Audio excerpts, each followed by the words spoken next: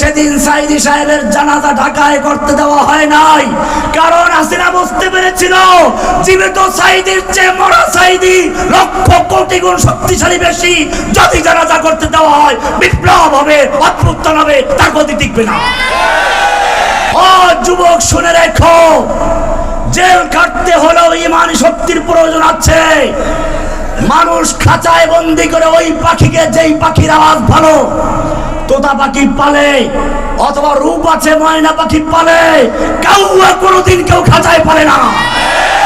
Jail জুলুম অত্যাচার আসবে, কিন্তু দেখে নাও আল্লামা সাইদি সাহেব জেলে মারা গেছেন, বন্দি অবস্থায় মারা গেছেন। আমি জিজ্ঞেস করতে চাই, জীবিত সাইদির শক্তি বেশি ছিল না মরা সাইদির শক্তি বেশি ছিল? প্রমাণ কি? প্রমাণ আছে।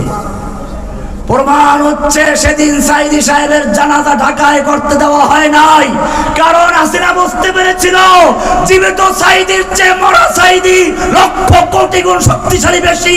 যদি জানাজা করতে দেওয়া হয় বিপ্লব হবে, অভ্যুত্থান হবে, তার গতি টিকবে না।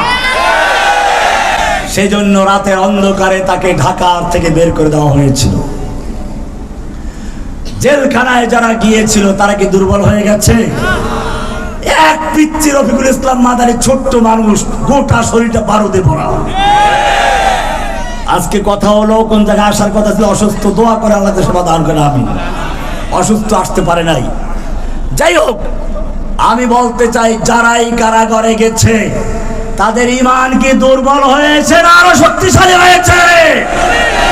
ও যুবক শুনে রেখো, জেল কাটতে হলেও ইমানি শক্তির প্রয়োজন আছে। মানুষ খাঁচায় বন্দি করে ওই পাখিকে, যেই পাখির আওয়াজ ভালো, তোতা পাখি পালে অথবা রূপ আছে ময়না পাখি পালে, কাউয়া কোনোদিন কেউ খাঁচায় পালে না। বোঝা গেল যাদের ভিতরে ইমানি চেতনা আছে, যাদের ভিতরে মূল্য আছে, যুগে যুগে কাফেররা তাদেরকে জেলখানায় বন্দী করেছে। সুতরাং জেলখানায় বন্দী হওয়া কোনো পীর বুজুর্গের বদদোয়ার ফসল নয়। তন্দিয়ে বাদ মুখালিফ से ना घबरायो कौम, ये तो चलती है तुझे ऊंचा उड़ाने के लिए। হে যুবকেরা, তোমরা হচ্ছে ঊর্ধ্ব গগনের সেই বাজ পাখি, যেই বাজ পাখি ঝড়ো হওয়া দেখে ভয় পায় না, বরং ঝড়ো হওয়ার তালে তালে নিজেকে আরো অনেক উপরে নিয়ে যায়। মনে রাখতে হবে, আল্লাহর নবীর সাহাবী খালিদ বিন ওয়ালিদ যুদ্ধের ময়দানে অবতীর্ণ হয়েছেন। পারস্যের সম্রাটের সিপাহসালার রস্তম 3 লক্ষ সৈন্য নিয়ে মাঠে এসেছে। রাতের বেলায় গোয়েন্দাদেরকে পাঠালো, যাও তো খালিদের তাঁবুর অবস্থাটা বিচার করে আসো। গোয়েন্দারা গিয়ে দেখলো মাশাআল্লাহ সব কান্নাকাটি করছে। বাস্তবেই তো কাঁদে। ভোর রাতে সত্যিকার যারা আল্লাহওয়ালা মুজাহিদিন তারা কাঁদে কার কাছে? الذين يذكرون الله قياما وقعودا وعلى جنوبهم, যারা দাঁড়ানো অবস্থায়, শোয়া অবস্থায়, বসা অবস্থায় স্মরণ করে কাকে? রোমের সম্রাটের গোয়েন্দারা গিয়ে দেখলো সবাই কান্নাকাটি করছে। রস্তমকে গিয়ে বলল, মুসলিম সৈন্যদের বিরুদ্ধে যুদ্ধ করার কোনো প্রয়োজন নেই, ওরা আমাদের ভয়ে রাত ভর কান্নাকাটি করে বুক ভিজিয়ে দিয়েছে। রস্তম চিন্তা করলো, ঠিক আছে তাহলে 3 লাখ সৈন্য নেওয়ার দরকার নাই, 2 লাখ ব্রাকে রাখি, 1 লাখ নিয়ে নামি। কিন্তু যুদ্ধ যখন শুরু হলো, যেই লোকগুলো সম্পর্কে রিপোর্ট পেয়েছিল তারা কাঁদে। দেখলো যে এক একজন মুজাহিদ কাফেরদের ভিড়ে ভিড়ে ঢুকে যাচ্ছে, যেদিকে যাচ্ছে লাশের স্তূপ করে দিচ্ছে, যেদিকে যাচ্ছে কাফেরদের কেটে কেটে পরিষ্কার করে দিচ্ছে। রস্তম ভয় পেয়ে গেল, বলল যুদ্ধ থামাও, বেরাকে যাও।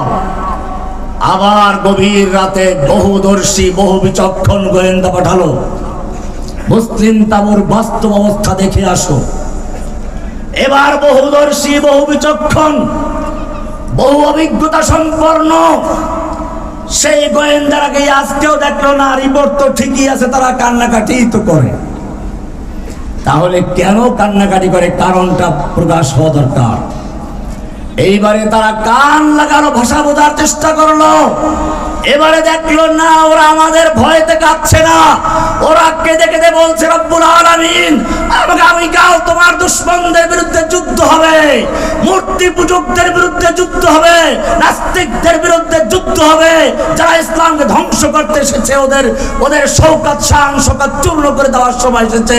আল্লাহ তুমি ওকে শক্তি দাও, সাহস দাও, আমার হাতে শক্তি দাও, আমি যেন কাফেরদের কেটে কেটে টুকরো করে জাহান্নামে পাঠাতে পারি, নিজেও টুকরো টুকরো হয়ে যাই, শহীদ হয়ে যায়। কিয়ামতের মাঠে যখন শহীদরা জখম নিয়ে উঠবে, যখন তাদের জখমগুলো তাজা হবে, ইয়াসরবু দামান, রক্ত ঝরতে থাকবে, লাউনুহু লাউনুদ দাম, রিহু রিহুল মিসকে, রংটা হবে রক্তের রং, ঘ্রাণটা হবে মিশক আম্বরের ঘ্রাণ। আল্লাহ কিয়ামতের মাঠে সেই মর্যাদা লাভ করার তৌফিক আমাকেও তুমি দান করো। গোয়েন্দারা বুঝতে পারলো কাদের ঠিকই, তবে আমাদের ভয়তে নয়। রস্তমকে গিয়ে জানালো, রস্তম সিপাহসালার মুসলিম সৈন্যদের বিরুদ্ধে যুদ্ধ করার সাহস দেখো না, বিজয় লাভ করার স্বপ্ন দেখো না। রস্তম জিজ্ঞেস করলো কারণ কি? মুসলমানদের সৈন্য কি আমাদের চেয়ে অনেক বেশি? বলে না, সৈন্য তো ওদের অনেক কম। বলে তাহলে কি ওদের শক্তি অনেক বেশি? বলে না, শক্তি অনেক কম। বলে তাহলে কি অস্ত্র বেশি? বলে না, অস্ত্র ওদের কাছে নেই। রস্তম খেপে গেল, অস্ত্র আমার বেশি, সৈনিক আমার বেশি, শক্তি আমার সৈনিকদের গায়ে বেশি, আমাকে ভয় দেখাচ্ছ কেন? গোয়েন্দারা বলল, রোমের পারস্যের সিপাহসালার শুনে রেখো, অস্ত্র তোমার বেশি, সৈনিক তোমার বেশি, শক্তি তোমার সৈনিকদের গায়ে বেশি, ঠিক আছে, কিন্তু জেনে রাখো তোমার সৈনিকদের কাছে সুন্দরী যুবতী নারী আর মদের প্রাণ যত বেশি প্রিয়, মুসলিম সৈনিকদের কাছে আল্লাহর রাস্তায় জীবন দেওয়া তার চেয়ে অনেক বেশি প্রিয়।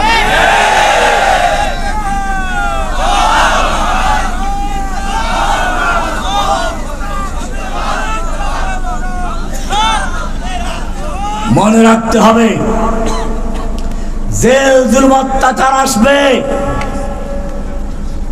কিন্তু দেখে নাও আল্লামা সাঈদী সাহেব জেলে মারা গেছেন, বন্দি অবস্থায় মারা গেছেন। আমি জিজ্ঞেস করতে চাই, জীবিত সাঈদীর শক্তি বেশি ছিল না মরা সাঈদীর শক্তি বেশি ছিল? প্রমাণ কি? প্রমাণ আছে। প্রমাণ হচ্ছে সেদিন সাঈদী সাহেবের জানাজা ঢাকায় করতে দেওয়া হয় নাই, কারণ হাসিনা বুঝতে পেরেছিল জীবিত সাঈদীর চেয়ে মরা সাঈদী লক্ষ কোটি গুণ শক্তিশালী বেশি।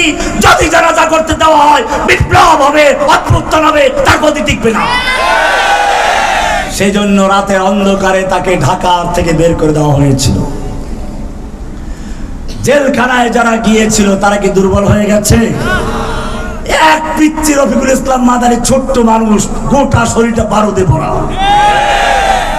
আজকে কথা হলো কোন জায়গায় আসার কথা ছিল, অসুস্থ, দোয়া করে আল্লাহ সেবা দান করে, আমি অসুস্থ আসতে পারে নাই। যাই হোক, আমি বলতে চাই যারাই কারাগারে গেছে তাদের ঈমান কি দুর্বল হয়েছে না আরো শক্তিশালী হয়েছে?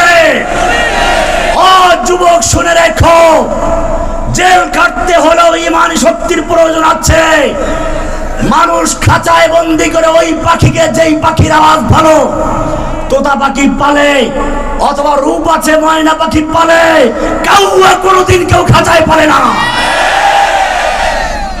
বোঝা গেল যাদের ভিতরে ঈমানি চেতনা আছে, যাদের ভিতরে মূল্য আছে, যুগে যুগে কাফেররা তাদেরকে জেলখানায় বন্দি করেছে। সুতরাং জেলখানায় বন্দি হওয়া কোনো পীর বুজুর্গের বদদোয়ার ফসল নয়,